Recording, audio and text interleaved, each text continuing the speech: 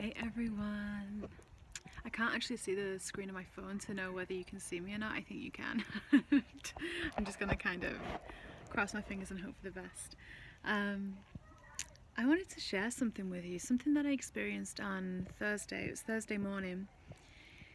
And I keep thinking about this moment. I keep thinking about it, and I want to share it with you. And it's to do with a bee. It's to do with a beautiful little bee. And I was walking to and from. I was running some errands and I was doing it on foot. Sometimes I like to walk rather than drive. It's just nice, you know, to be outside. And anyway, I was on my way back home, and I was about 10-15 minutes away from home. And it's, you know, it's a town, it's a city, it's not massively countryside-ish here where I am right now. And you know, there was a bee on the floor, and I was surprised I even noticed this bee, and it was upside down. It was upside down. It was like, I mean, it looked like it had already transitioned into the non-physical world. But I saw this bee, and I was like, you know, there is no chance that anyone else really would have seen this bee because of, you know, the pavement and the sidewalk, you know, of being in a town. It's just, you don't really notice those things because of all the stuff that's already on the pavement, you know. And this bee was upside down, and I tried to pick it up. I tried to just like rest my finger over its feet to see if it was recognizing there was something there to hold on to, and it didn't. So I gently picked it up and had it in my hand, and I could feel it vibrate, and I could feel it buzzing. I mean, obviously my first instinct was, oh my god, I need to get this bee some water. Oh my goodness, it's still alive. It's still alive. Its tongue's out. I have no drink with me. I have no water with me. I even walked a few paces and saw another person on the street who had a can of soda, and I was like, oh my gosh, can I have some of that soda for this bee? And she said no, and I was like, what? Who says no to offering some drink to a bee?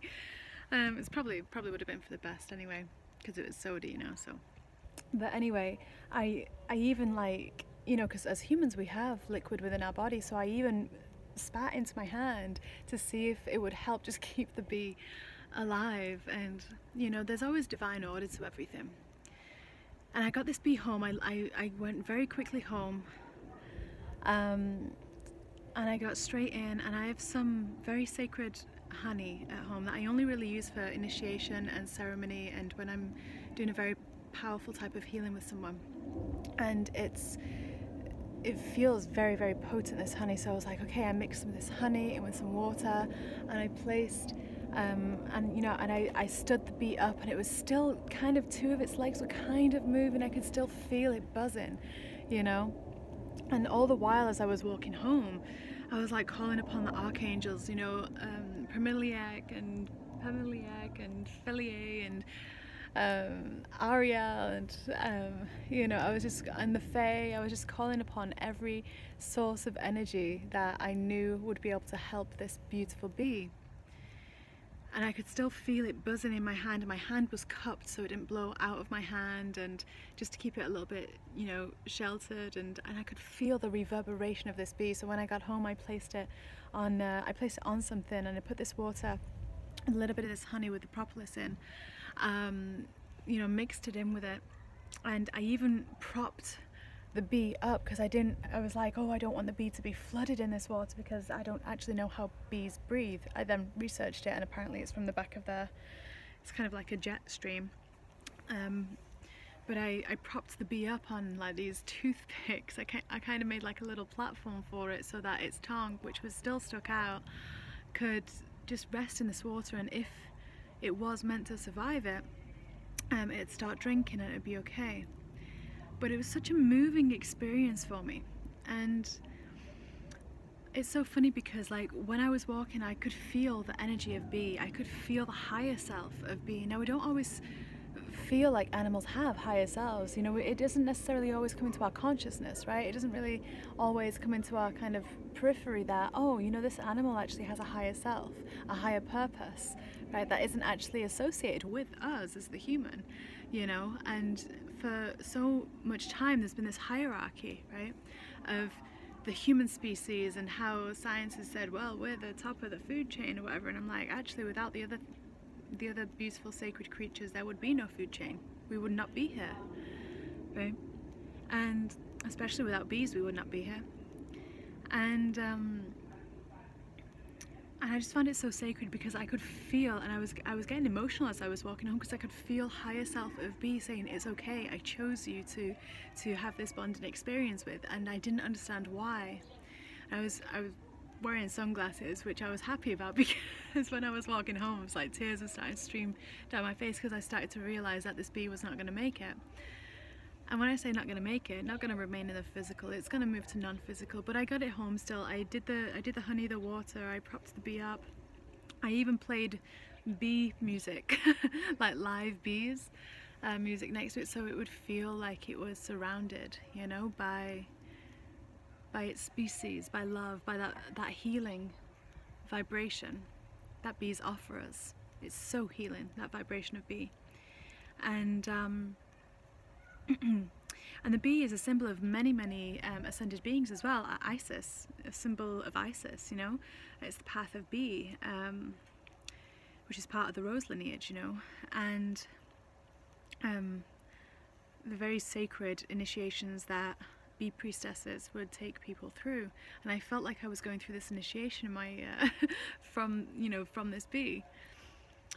I left the bee with still gently moving its leg, and I left it with that, with the music, with the sound, and I felt Archangel Azrael come in. And when Archangel Azrael came in, I said, Archangel Azrael, if it's time for this bee, please take it. So gently across the Rainbow Bridge, you know, back into its non-physical world, into its purity, its wholeness, its alignment.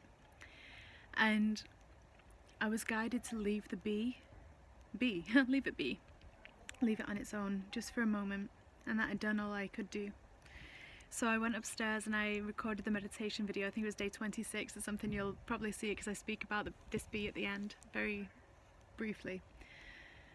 But it was so fascinating because partway through that meditation, and it's only a 15-minute silent meditation that I've just been running for 30 days, just for accountability for people, to help them get into that pattern. But it's fascinating what happens when we still ourselves and when we start to be present, because I knew, like not even halfway through into that meditation, I felt this overwhelming love, grief, knowing. Bee physically came to me in that meditation as well to say thank you. And Archangel Azrael came through in that meditation to let me know that bee has gone. And I remember in the meditation I actually started crying on the video, and it's probably not visible, which is good, it's fine, whatever. But I actually, you know, emotion is so sacred. Tears are so sacred, and the rite of passage of someone entering or exiting, or something entering or exiting this world, is not to be underestimated. And it's you know, and it's just so funny because, you know, I was speaking to Bee and I was like, Bee, what can I call you? What's your name? And obviously Bee's name is not a human name, right? Bee's name is a series of buzzing. So Bee was telling me its name in buzzes, which was just super cute and funny. But it was just such a sacred moment, and it really hit me. It really hit me how the world that we're creating, it is birthed within us. The compassion, the love, the knowing, the interconnectedness, the understanding, the sanctity of it. It's unable to be articulated, really. And it was just such a powerful, sacred moment that I think of this bee. Like, I've thought of it every day now for the past 3 days. And I just really wanted to share this video. I did a very sacred ceremony for it to return the body, which is made up of this earth, as everything physical here is made up of this earth and the 4 elements. And I did a very sacred ceremony later on that day to return that body to the earth in gratitude and thanks for all that it has done, because that bee has likely fed us without us even realizing, because of the pollination that it's done, you know, added beauty to our lives because of the flowers.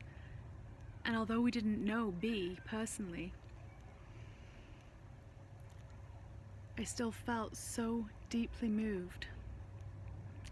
I still felt so deeply connected to this aspect of life that it reminded me that there is more than just our mind, our personality, and what we have learned in this lifetime. There is so much more. There is that interconnectedness, that superconscious, higher power that is keeping us here and keeping us alive, because our body and our mind, you know, our body is a focus of the mind and our mind is a creation from our higher self. And when we realize that, so is everything else, then we realize that oneness within. So I hope you enjoyed the story of B, of that wonderful encounter I had, and I wonder if you've ever experienced anything like that as well.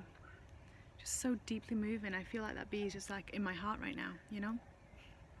Anyway, I hope you're enjoying your Saturday or whenever you're watching this, and have a beautiful, loving, peaceful weekend. So much love to you all. Bye.